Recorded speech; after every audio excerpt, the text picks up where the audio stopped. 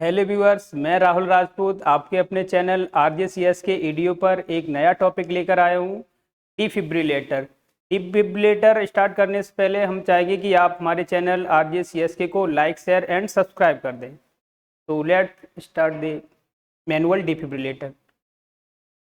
Introduction. A defibrillator is a medical device used to deliver a therapeutic dose of electric energy to the heart during life threatening arrhythmia। Defibrillator का use हम कब करते हैं? जब कोई life threatening situation हो, जैसे कि एसिस्टोल कंडीशन हो, वेंटिकुलर फिब्रिलेशन हो, टेकिकार्डिया हो, ऐसी कोई एरिथमिया सिचुएशन है, उस टाइम पर हम एक डिवाइस के थ्रू इलेक्ट्रिकल शॉक डिलीवर करेंगे पेशेंट के अंदर। उसी जिस डिवाइस के थ्रू शॉक डिलीवर करेंगे उसी डिवाइस का नाम है डिफिब्रिलेटर।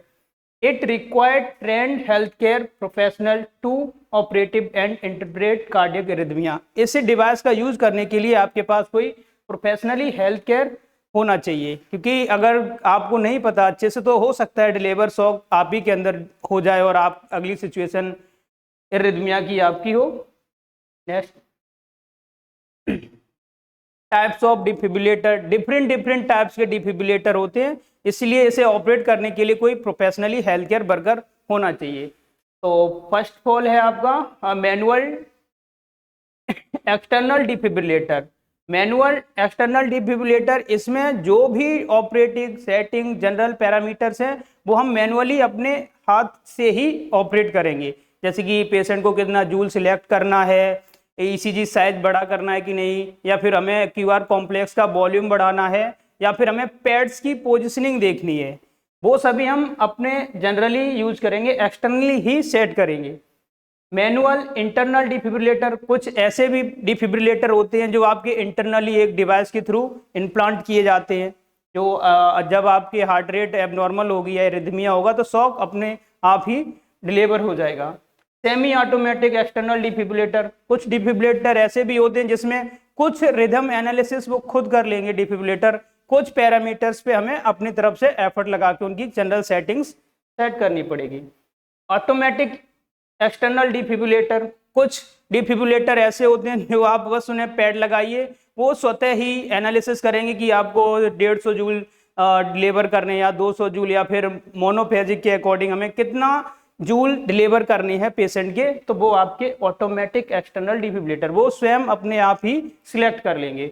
इम्प्लांटेड कार्डियोवर्टर डिफिब्रिलेटर, जिसे हम ICD भी बोलते हैं, जैसे आपके हार्ट में पेसमेकर को इम्प्लांट करते हैं वैसे ही आपके हार्ट में एक डिफिब्रिलेटर भी इम्प्लांट होता है। जैसे ही आपकी हार्ट की रिदम नॉर्मली से अधिक होंगे, जैसे फिब्रिलेशन या पल्सलेस वेंट्रिकुलर टेकिकार्डिया जैसी सिचुएशन बनेगी, उस टाइम पर आपके स्वतः ही हार्ट एनालिसिस करेगा, और जैसे 150 से अधिक अगर हार्ट रेट हुई है तो वो 150 से जैसे 151 हुई तो हार्ट की जो आपका इम्प्लांट है डिफिब्रिलेटर वो एनालिसिस करेगा, और उस जैसे ही 151 हुई हार्ट के पास फटाक से आपकी जो भी एनर्जी है वो जूल के फॉर्म में सिलेक्ट करके शॉक डिलीवर कर देगा।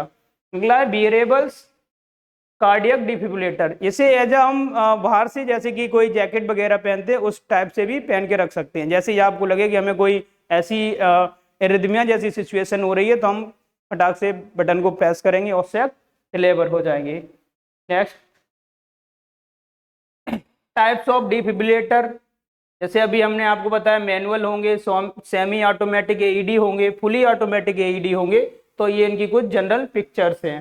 जैसे मैनुअल डिफिब्रिलेटर है, इसमें कुछ आपके ECG साइज, हमें ECG साइज में लीड 1 करनी है या 2 लीड्स करनी है, या हमें QR कॉम्प्लेक्स का वॉल्यूम घटाना है या फिर बढ़ाना है, या जनरल हमें 150 जूल या 200 जूल सिलेक्ट करनी है, वो सब हम मैनुअली ही बटन को प्रेस करके सिलेक्ट कर लेंगे। सेमी ऑटोमेटेड में आपके पैड्स को हमें पोजिशनिंग देनी पड़ेगी कि कहाँ पर हमारा राइट साइड पैड्स लगता है, कहाँ पर हमारा लेफ्ट साइड पैड्स लगता है, वो पोजिशनिंग हम अपने आप से उसे पैड्स को प्लेस कराएंगे, और उसके बाद जो सेमी ऑटोमेटिक डिफिब्रिलेटर है वो एनालिसिस करके शॉक डिलीवर कर देगा। AED में ऑटोमेटिक ही वो सिलेक्ट करेगा और शॉक डिलीवर हो जाएगी। नेक्स्ट,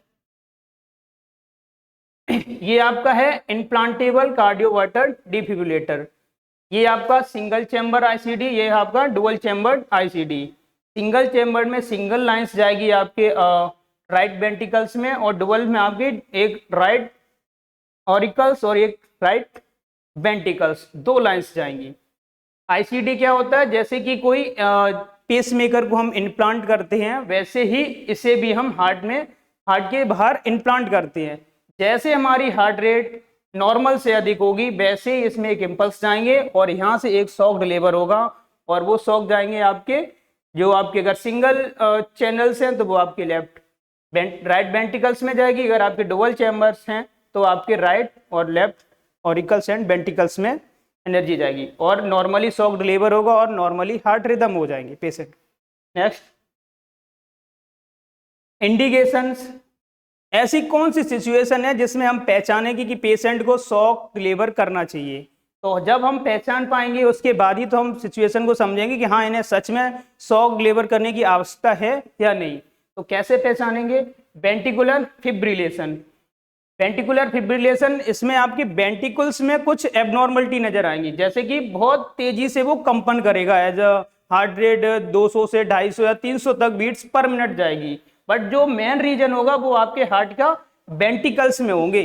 ऑरिकल्स होंगे वो तो नॉर्मल काम कर रहे होंगे, लेकिन जो एबनॉर्मलिटी होगी जिस कारण से हार्ट रेट आपकी बहुत अधिक बढ़ी हुई होगी, उसके लिए रेस्पॉन्सिबल आपके वेंट्रिकल्स होंगे। अगर वेंट्रिकुलर फिब्रिलेशन है तब भी हम पेशेंट को शॉक डिलीवर करेंगे। Next, pulseless ventricular tachycardia. अगर पेशेंट की पल्स फील नहीं हो रही है लेकिन पेशेंट में बहुत अधिक हार्ट रेट है, नॉर्मली अगर किसी की हार्ट रेट बढ़ी हुई है तो हम फील कर सकते हैं, बट पल्सलेस वेंट्रिकुलर टैकीकार्डिया में पेशेंट की पल्स फील नहीं होगी, लेकिन हार्ट रेट जो होगी वो बहुत अधिक होगी, एज अ 150, 200 या 250 बीट्स पर मिनट, तब भी हम डिफिब्रिलेटर देंगे। नेक्स्ट है कार्डियक अरेस्ट। हार्ट की रिदम काम कर ही नहीं रहे हैं, बिल्कुल रुक गए हैं, तब भी हम डिफिब्रिलेटर यूज करेंगे। अगला है एसिस्टोल, यानी कि अब हार्ट में इतनी कैपेसिटी नहीं कि वो कोई और कंपन कर पाए, या फिर कोई और जो उसके ब्लड वेसल्स के थ्रू जो सुपीरियर वेना कावा या इंफीरियर वेना कावा से ब्लड आ पाए, तब भी हम डिफिब्रिलेटर यूज करेंगे। इलेक्टिव कार्डियोवर्सन्स फॉर आर्टीरियल फिब्रिलेशन, या आर्टीरियल फिब्रिलेशन हो और फ्लैटर, या फिर कोई आपकी वेव्स है वो आपकी फ्लैट बन रही हैं, इन सभी सिचुएशन में हम डिफिब्रिलेटर का यूज करेंगे। Next, general parameters. अब डिफिब्रिलेटर में हमने इंडिकेशन देख लिए, सिस्टोल, फिब्रिलेशन, टैकीकार्डिया या ईसीजी जो वेव्स है वो फ्लैट बनी है, लेकिन ये हमें पता होना चाहिए कि जनरली हमें क्या पैरामीटर्स पे सेट करना है ताकि हम आइडियली तरीके से जूल पेशेंट को डिलीवर कर पाएं। जैसे कि एनर्जी सेटिंग, सबसे पहले तो हमें ये पता करना है कि अगर एडल्ट पर्सन है तो हमें कितने जूल एनर्जी देनी है। अगर हमें फर्स्ट अटेम्प्ट में 150 या 200 जूल एनर्जी दी है तो सेकंड अटेम्प्ट में हमें कितनी एनर्जी और दे सकते हैं, और लास्ट अटेम्प्ट तक कितना जा सकते हैं। अगर कोई जैसे मान लीजिए पीडियाट्रिक पर्सन है तो हम कैसे निकालें कि इसे 150 जूल दें या 200 जूल दें, कॉम्प्लिकेशन भी आ सकते हैं। तो कुछ एनर्जी सेटिंग्स हैं, जैसे कि कोई एडल्ट पर्सन है तो फर्स्ट अटेम्प्ट में अगर मोनोफेजिक सिंगल पैड्स होगा जिसमें हम शॉक डिलीवर करेंगे पेशेंट में, तो मोनोफेजिक में सिंगल पैड से एनर्जी डिलीवर होगी, और एडल्ट पर्सन है तो उसे हम फर्स्ट अटेम्प्ट में 200 जूल एनर्जी देंगे। बट अगर बाईफेजिक है तो हम उसे 120 से और 200 जूल के बीच में रख सकते हैं बाईफेजिक में। अगर कोई पीडियाट्रिक पर्सन है तो 2 से 4 जूल पर केजी, उसके पेशेंट के वेट के अकॉर्डिंग हम लगभग 2 से 4 जूल्स पर केजी के अकॉर्डिंग हम उसके वेट के कैलकुलेट करेंगे, और जो भी हमारे जूल्स बन रहे हैं उसे हम सेलेक्ट करके पेशेंट के अंदर एनर्जी डिलीवर करेंगे। उसके बाद में कुछ जनरल मोड्स भी हैं जो हमें पता होने चाहिए कि एक्चुअल में हम अगर उसे शॉक डिलीवर कर रहे हैं तो डिफिब्रिलेटर में क्या क्या और हमें मालूम होना चाहिए। जैसे मोड्स डिफिब्रिलेशन, सिंक्रोनाइज्ड कार्डियोवर्सन। सिंक्रोनाइज का मतलब है तालमेल बैठाना, यानी कि जैसे कि अभी आपने देखा एक शब्द आया था वेंट्रिकुलर फिब्रिलेशन या टैकीकार्डिया। फिब्रिलेशन में भी हार्ट रेट बहुत अधिक हो रही है और टैकीकार्डिया में हार्ट रिदम बहुत हो रही है। अब जो सिंक्रोनाइज मोड होगा उसमें क्या होगा, जो हार्ट की रिदम है वो भी कुछ चलेंगे और बाकी उनको कंडक्ट करेंगे एक एनर्जी के साथ, और एक एनर्जी है वो डिफिब्रिलेटर के थ्रू ही हम डिलीवर करेंगे।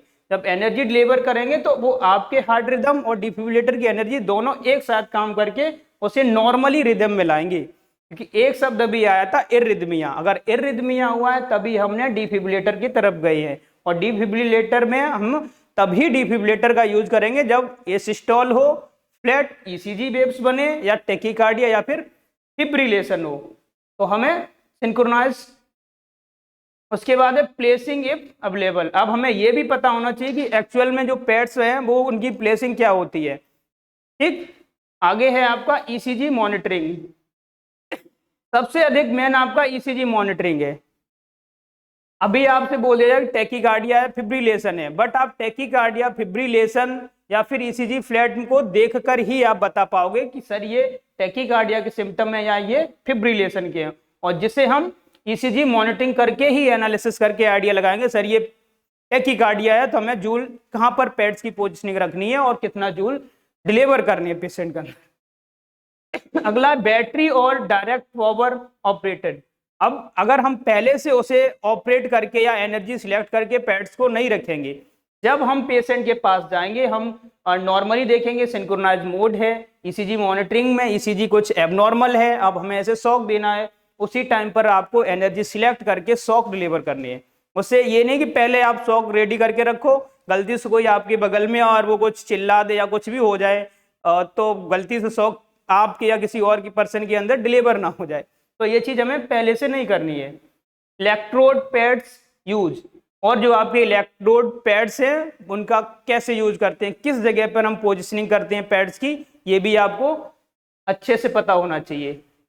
अगला है जेल और पैड्स रिक्वायर्ड। अगर अडेसिवनेस रखनी है आपको इलेक्ट्रोड्स की, जो हमारे इम्पल्स है वो अच्छे से जाए आपके हार्ट के पास, एनर्जी वो अच्छे से जा पाए हार्ट के पास, तो उसके लिए हम जेल्स को भी यूज करते हैं। नेक्स्ट, ये आपका कुछ मैनुअल डिफिब्रिलेटर है जो इस शेप में दिखेगा, जिसमें आपके यहाँ पर कुछ हार्ट रेट्स दिखेंगी और ये ईसीजी वेव्स है। जैसे अभी तब से शब्द आ रहा है फिब्रिलेशन, टैकीकार्डिया, अगर टैकीकार्डिया होगा तो यही वेव्स आपकी बहुत अधिक पास होंगी और हार्ट रेट जो यहाँ पर लिखी है 18, ये आपकी बहुत अधिक होगी, जैसे 150 से 250 तक बीट्स पर मिनट। या फिब्रिलेशन होगा तो वही आपकी हार्ट रेट 200 से 300, 350 तक जाएगी। तो जैसे हार्ट रेट बढ़ेगी वैसे ही ईसीजी वेव भी बहुत अधिक पास रहेंगी। और अगर हार्ट रेट आपका जैसे फ्लैट है या सिस्टोल है, फ्लैट है, तो वो जस्ट सीधी आपको वेव्स दिखेगी।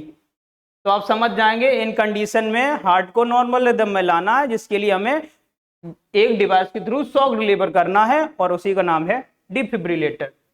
नेक्स्ट, ये डिफिब्रिलेटर के बैक साइड से जो आप शॉक डिलीवर करने के बाद पैड्स को कुछ इस जगह पर प्लेस रखेंगे। Next, types of defibrillator. Manual, external defibrillator. Mostly जो मैनुअल डिफिब्रिलेटर है वो हमें डिटेल्स में पढ़ना है। Electrolyte plates directly around the heart area of chest. अब सबसे पहले जो आपके इलेक्ट्रोड्स है उन्हें directly around the heart area के पास में ही प्लेस कराना है, क्योंकि जिस ही आप पोजीशन करोगे वैसे ही शॉक डिलीवर होके पेशेंट के बॉडी के अंदर जाएंगे और वैसे ही उसकी रिकवरी होगी। Higher voltage required than internal defibrillator. अगर किसी पेशेंट के अंदर इंटरनल स्टोरेज है, इंटरनली इम्प्लांट किया आपने डिफिब्रिलेटर, तो उसे अधिक वोल्टेज की रिक्वायरमेंट रहेगी than internal defibrillator. Internal fibrillation की अपेक्षा आपका अगर कोई मैनुअली डिफिब्रिलेटर से आप शॉक डिलीवर कर रहे हैं तो मैनुअली डिफिब्रिलेटर की एनर्जी और जूल्स की मात्रा अधिक होगी अपेक्षा किसके, इंटरनल डिफिब्रिलेटर। क्लासिफाइड एज, जो आपके पैड्स होते हैं वो आपके 2 टाइप्स के होंगे, एक मोनोफेजिक जिसमें सिंगल पैड्स होगा, सिंगल पैड्स के थ्रू ही एनर्जी जाएगी, एक होगा बाइफेजिक जिसमें आपके 2 पैड्स होंगे। Next, types of defibrillator.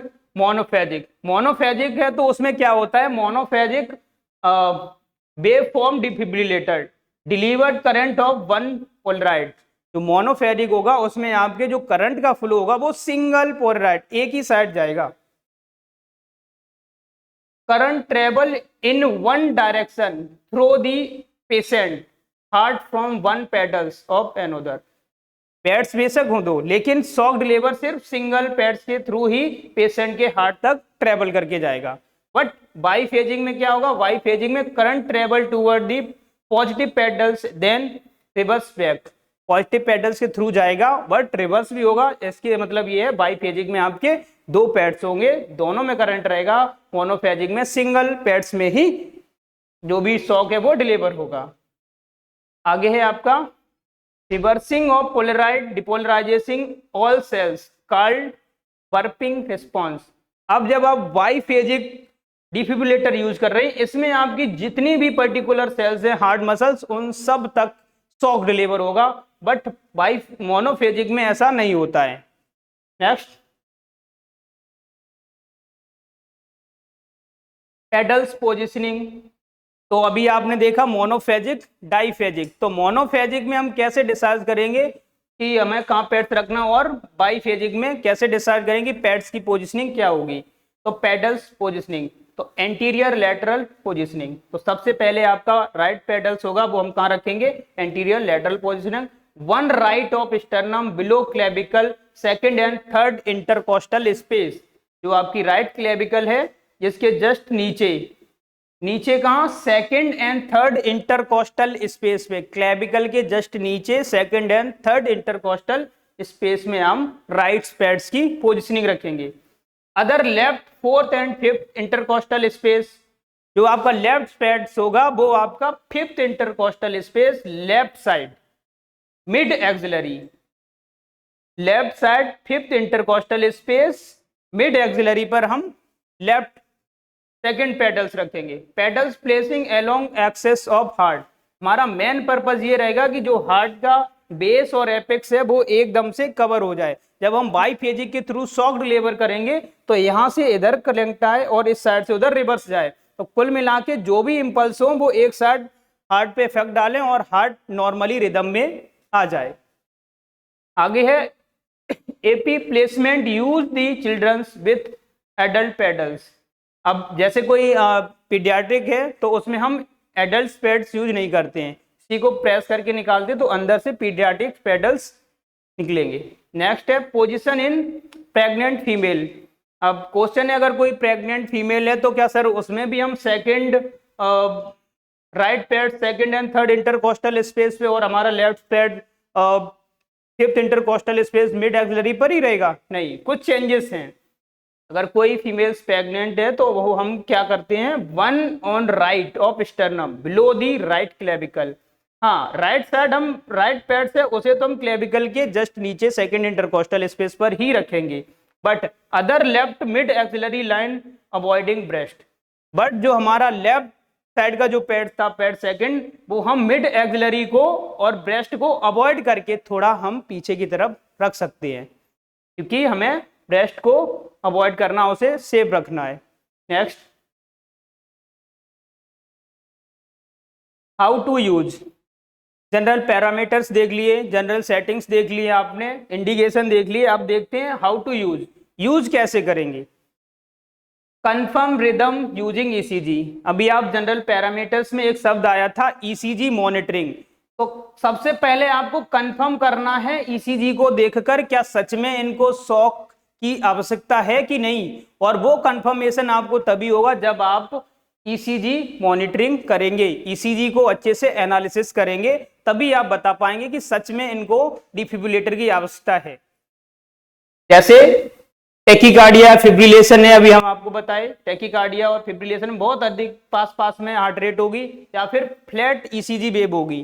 Flat ECG wave है या हार्ट रेट बहुत अधिक फास्ट है, 150 या 200 से भी अधिक है, तो हम डिफिब्रिलेटर देते हैं, क्योंकि इर्रिदमिया को नॉर्मल रिदम में लाने के लिए शॉक डिलीवर करते हैं। आगे टर्न ऑन दी डिफिब्रिलेटर। जब आपने ईसीजी रिदम देखी उसमें कुछ एबनॉर्मलिटी है इर्रिदमिया से, तो अब हम क्या करेंगे, डिफिब्रिलेटर को सबसे पहले तो ऑन करेंगे। Select appropriate energy levels. अभी आपने जनरल सेटिंग्स में देखा कि अगर एडल्ट पर्सन है मोनोफेजिक में हम 200 जूल सिलेक्ट करेंगे, अगर बाईफेजिक हम बाईफेजिक पैड्स यूज कर रहे हैं तो हम 120 से 200 जूल सिलेक्ट करेंगे। आगे अप्लाइंग जेल टू पेडल्स और यूज एडेसिव पैड्स। और जो आपके दो पैड्स हैं उस पे हम कुछ जेल लगा के उसे अडेसिव करेंगे, ताकि जब भी हम शॉक डिलीवर करें तो वो इजीली हमारे हार्ट के बेस एंड एपेक्स तक जाएं और जनरली हार्ट नॉर्मल रिदम में आ जाए। तो हम जेल्स का भी यूज करेंगे। नेक्स्ट, नहीं नहीं रुक जा। Place pedals pad on chest, और हम जो राइट साइड का पैड है उसे हम राइट साइड और लेफ्ट साइड के पैड को लेफ्ट साइड पे प्लेस करेंगे। राइट अपर चेस्ट पे हमारा राइट पैड्स होगा जो अभी आपको बताया, second and third intercostal space, और लेफ्ट साइड वाला पैड होगा वो आपके fifth intercostal space mid axillary पर प्लेस्ड होगा। अनाउंस, जब आप ईसीजी देखकर कंफर्म कर लेंगे कि हाँ हमें शॉक डिलीवर करना है, टर्न ऑन डिफिब्रिलेटर को ऑन करेंगे, एनर्जी सिलेक्ट करेंगे कि हमें 200 जूल ही एनर्जी देनी है, पैड्स को आप अच्छे से प्लेस्ड कर देंगे, एडेसिवनेस जेल का सहारा लेके बस रेडी रहेंगे। अब हमें अनाउंस करना है, अनाउंस करना कि ताकि उसके आसपास या उस पेशेंट के क्लोज या कोई टच में ना रहे। इसके लिए in clear, all clear, you clear, हमें ये एक बार वर्बली भी बताना है और एक बार हमें विजुअली भी देखना है। क्योंकि क्या होता है कि जब ऐसी कोई सिचुएशन होती है तो बहुत से पेशेंट होते हैं कि नर्सिंग स्टाफ है, कोई इमरजेंसी टेक्नीशियन है, डॉक्टर्स हैं, एनेस्थेटिक हैं, सब लोग पास में हैं। देन आप सीपीआर स्टार्ट करके डिफिब्रिलेटर डिलीवर, शॉक डिलीवर करेंगे, लेकिन कोई गलती से उसी बेड के कांटेक्ट में है और आपने अच्छे से अनाउंस नहीं किया या आपने विजुअली नहीं देखा, तो शॉक तो डिलीवर जो लिविंग पर्सन है उसके अंदर डिलीवर होगा, वो तो वही कार्डियक अरेस्ट या सिस्टोल का पेशेंट उसके अंदर शॉक नहीं जाएगा। तो हमें ये एक बार वर्बली बोलना भी है लाउडली कि ऑल क्लियर, सब क्लियर है, कोई इसके टच में ना रहे, सभी दूर रहो, हम शॉक डिलीवर करने वाले हैं। ये बात आपको चिल्लाकर बोलनी भी है, उसके बाद विजुअली देखना भी है कि आपने तो बोल दिया, क्या सच में लोग दूर हुए हैं कि नहीं हुए, क्लियरली दूर होने चाहिए, डिलीवर शॉक। जैसे ही ऑल क्लियर होंगे, वर्बली भी बोला, विजुअली भी देखा, ऑल क्लियर है, उसके बाद आप रेड बटन को प्रेस करेंगे और शॉक पेशेंट के अंदर डिलीवर। रिज्यूम सीपीआर इमीडिएटली, जैसे ही शॉक डिलीवर होगा, मैनुअल डिफिब्रिलेटर है, आप दूर जाएंगे, जो आपके पास अभी नर्सिंग स्टाफ, इमरजेंसी टेक्नीशियन थे वो देन स्टार्ट करेंगे सीपीआर। नेक्स्ट, जैसे ही ये देखिए आपकी पैड्स की पोजीशनिंग है, ये आपके शॉक डिलीवर हुआ, वैसे ही वो फटाक से रेडी खड़े रहेंगे। जैसे ही शॉक डिलीवर होगा, सीपीआर वाली टीम्स जो होंगी वो आपके सीपीआर देना स्टार्ट कर देंगे भाई 30/2। Next, advantage of manual defibrillator, manual defibrillator AED से या इम्प्लांटेबल से क्यों अच्छा है, क्या फायदे हैं उसके। इमीडिएटली शॉक डिलीवर, इसमें हम इमीडिएटली शॉक डिलीवर कर सकते हैं।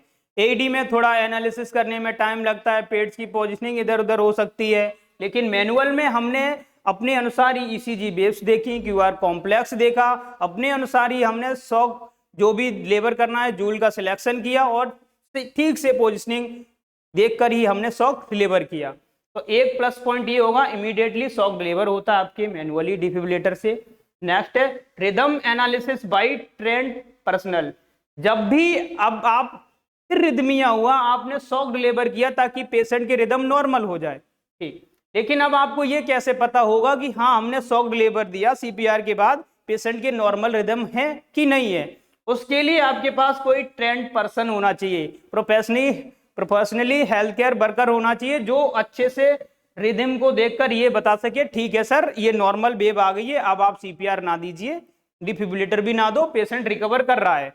ये भी नहीं कि सीपीआर दिया फिर डिफिब्रिलेटर फिर सीपीआर फिर डिफिब्रिलेटर, ऐसा भी नहीं करना है। अच्छे से आपको रिदम एनालिसिस करने हैं हर डिफिब्रिलेटर के बाद, और ये सिंपली रहेगा आपके मैनुअल डिफिब्रिलेटर में।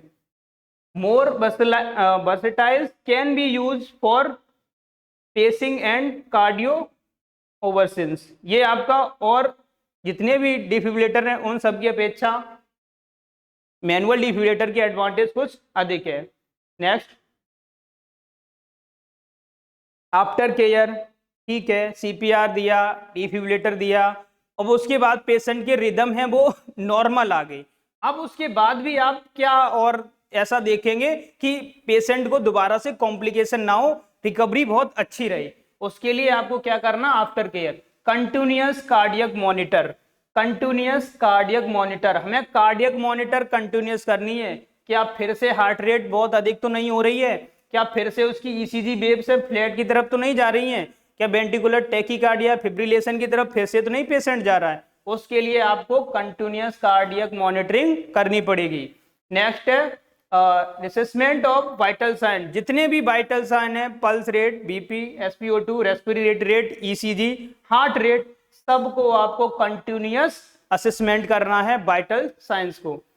मॉनिटरिंग फॉर रिकरेंस ऑफ रिदमिया, ये भी नहीं है कि हाँ हम सब heart rate, BP, pulse, temperature सब कुछ देख रहे हैं लेकिन हमें नॉर्मल रिदम ही नहीं देखा हमने ईसीजी, उसमें क्या देखना, वो तो वेव तो नॉर्मल बनती है, नहीं, हमें सबसे ज्यादा ध्यान से हमें रिदम पे ही देना है, ईसीजी वेव पर ही देना है। क्योंकि अभी आपने इंडिकेशन में देखा पल्सलेस वेंट्रिकुलर टैकीकार्डिया हो तब भी हार्ट रेट अधिक तेज है, फिब्रिलेशन हो तब भी बहुत अधिक हार्ट रेट है, अगर ईसीजी वेव फ्लेट है तब भी आपको डिफिब्रिलेटर देना है, एसिस्टोल है तब भी, कार्डियक अरेस्ट हो तब भी, और इन सभी प्रॉब्लम्स का पता आपको सिर्फ रिदम देखकर ही चलेगा। तो सबसे ज्यादा आपको आफ्टर केयर में पेशेंट के रिदम को ही असिस्ट करना, रिदम पर ही ध्यान देना है। Evaluate for underlying causes of arrest, अगर आप रिदम देख रहे हैं और आपको लग रहा है कि पेशेंट फिर से कार्डियक अरेस्ट की तरफ या फिर से कोई फिब्रिलेशन की तरफ जा रहा है पेशेंट, तो आपको फटाक से अपने इमरजेंसी टीम जो है उस पर कॉल करनी है और आपके पास फिर से वही इमरजेंसी टीम आएगी, क्योंकि पेशेंट ऐसा लग रहा है आपको कि शायद वो अरेस्ट की तरफ जा रहा है, तो फिर से आपको सेम प्रोसेस करना, सीपीआर या फिर डिफिब्रिलेटर। डॉक्यूमेंटेशन इवेंट, अब आपको डॉक्यूमेंट्स भी रेडी करने हैं, जैसे कि टाइम क्या था, रिदम क्या थे, शॉक क्या थे, डिलीवर्ड कितने जूल्स आपने किए थे, जैसे कि जब आपने शॉक दिया तो उस टाइम क्या रहा होगा, रिदम किस टाइप के थे, टैकीकार्डिया में था पेशेंट, फिब्रिलेशन में था, एसिस्टोल में था, या फिर पेशेंट को कार्डियोजोनिक शॉक था, या फिर हाइपोवॉल्मिक शॉक था, या फिर आपने जो डिलीवर्ड शॉक किए थे तो सबसे पहले अटेम्प्ट में आपने 150 जूल किए थे या फिर सीधा आप 360 जूल पे पहुंच गए, या फिर आपने 250 जूल से स्टार्ट किया, तो ये सब आपको नॉर्मली डॉक्यूमेंट्स में लिखना है, आपको डाटा रखना है। Supportive care as per ACLS, अब आपको अगर नॉर्मली आप डिफिब्रिलेटर या सीपीआर से पेशेंट को नहीं बचा पा रही है तो आपके पास normally ACLS advanced cardiac life support के प्रोटोकॉल्स एंड इक्विपमेंट आपके पास होने चाहिए। जरूरी नहीं आपने सीपीआर दिया, डिफिब्रिलेटर दिया और पेशेंट नॉर्मली सर्वाइव कर ही जाए, अगर नहीं हो पा रहा है तो आपके पास एडवांस कार्डियक लाइफ सपोर्ट के सभी इक्विपमेंट होने चाहिए। नेक्स्ट, कॉम्प्लिकेशन, ठीक है डिफिब्रिलेटर दिया पेशेंट बच गया, लेकिन कुछ ऐसे केसेस भी होते हैं जो गलत टेक्निक या फिर गलत जूल सिलेक्ट करके हमने शॉक डिलीवर किया तो पेशेंट के अंदर कुछ कॉम्प्लिकेशन भी आ जाते हैं, जैसे कि skin burn at electrolyte site. ऐसे अभी आपने एक शब्द आया था कि इलेक्ट्रोड की हम जो पोजिशनिंग करेंगे और उस पर कुछ एडेसिव जेल लगाएंगे, गलती से आपने सोचा कि नहीं एडेसिवनेस है, इतना टाइम नहीं कि हम जेल का यूज करें, तो हो सकता है स्किन बर्न हो जाए, या आपने फर्स्ट टाइम में ही अधिक जूल सिलेक्ट कर लिए जितना आपको नहीं करना चाहिए था, तब भी स्किन बर्न हो सकती है, ये भी एक कॉम्प्लिकेशन है।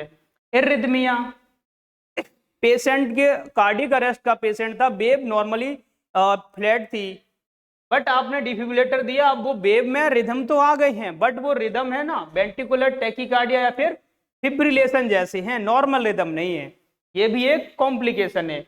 मायोकार्डियल इंजरी, मायोकार्डियल इंजरी आपकी जो हार्ट मसल्स हैं, अगर आप जैसे कि पैड्स की पोजीशनिंग गलत रही हो तो एक साइड शॉक कुछ ज्यादा मात्रा में डिलीवर हुए हों तो एक साइड मायोकार्डियल मसल की इंजरी हो सकती है, ये भी एक कॉम्प्लिकेशन है।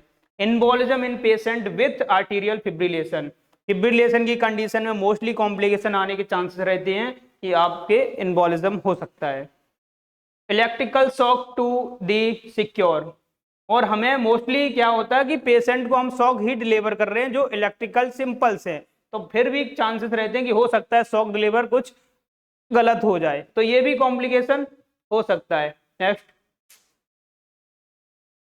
लिमिटेशन, कुछ लिमिटेशन भी है कि सब लोग डिफिब्रिलेटर का यूज नहीं कर सकते हैं, जैसे स्टार्टिंग में मैंने कहा कुछ प्रोफेशनली हेल्थ केयर वर्कर्स या फिर जिन्होंने कुछ ACLS किया वही अप्लाई कर सकते हैं, जैसे कि required train to interpret rhythm, अगर आपको अच्छे से पता है कि हाँ ऐसी फिब्रिलेशन टैकीकार्डिया या ECG फ्लैट है तो हमें डिफिब्रिलेटर दिया जाता है, तो आपको ये लिमिट भी पता होनी चाहिए कि किस रिदम से अधिक अगर रिदम एबनॉर्मल हो रहे हैं तभी आप डिफिब्रिलेटर देंगे। ये नहीं कि हल्की सी फीवर में अगर मान लीजिए आपको 110 हार्ट रेट हुई, अरे 100 से अधिक तो टैकीकार्डिया होता है, तो क्या आप डिफिब्रिलेटर दे दोगे? नहीं, कुछ लिमिट होती है, वो आपको पता होनी चाहिए कि कितने से अधिक रिदम एबनॉर्मल हो तो हम डिफिब्रिलेटर की तरफ जाएंगे। नेक्स्ट, नहीं नहीं, not suitable for untrained professional. Defibrillator का यूज कोई अनट्रेंड प्रोफेशनल यूज नहीं कर सकता, क्योंकि उसे नहीं पता है कि पैड्स की पोजीशनिंग कहाँ रखनी है, या फिर आपको कितने जूल सिलेक्ट करने हैं, हमें ऑल क्लियर कहना है कि नहीं कहना है। बट अगर कोई ट्रेंड पर्सन है तो उसे पता है कि हमें कहाँ पे पैड्स रखने हैं, कितने जूल सिलेक्ट करनी है, ऑल क्लियर करना है, फिर किस टाइप से हमें शॉक डिलीवर करनी है। अगर आप ट्रेंड हैं तभी ये कर पाएंगे, अगर अनट्रेंड हैं तो आप ये प्रोसीजर नहीं कर सकते। More complex than AED. AED से थोड़े कॉम्प्लेक्स या थोड़ी ज़्यादा नुकसान हो सकते हैं, क्योंकि एईडी है ऑटोमेटिक ही रिदम को एनालिसिस करेगा और अपने आप ही शॉक डिलीवर कर देगा। Next, thank you. अगर आपको हमारा लाइव सेशन अच्छा लगा हो तो हमारे ऐसे ही इन्फॉर्मेटिव वीडियो देखने के लिए हमारे चैनल RGCS की वीडियो को लाइक, शेयर एंड सब्सक्राइब करें। Thank you.